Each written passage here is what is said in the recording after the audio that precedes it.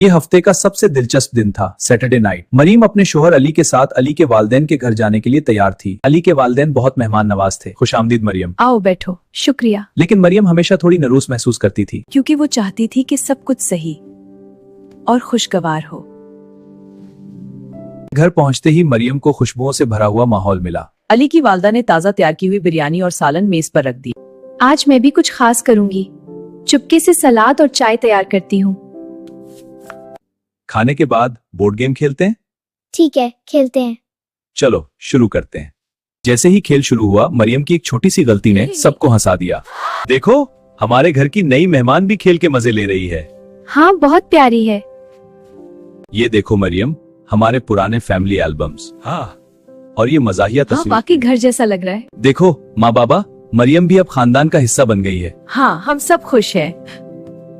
रात खत्म होने से पहले सबने साथ बैठकर, मुझे शादी होने के बाद ऐसे लम्हात कीमती हैं। जी हाँ। सैटरडे नाइट कभी इतनी मजेदार और खुशियों भरी नहीं रही। वो जान गई थी कि अली के वालिदैन के साथ वक्त गुजारना एक खूबसूरत तजुर्बा हो सकता है। अब्बू, हाँ शुक्र।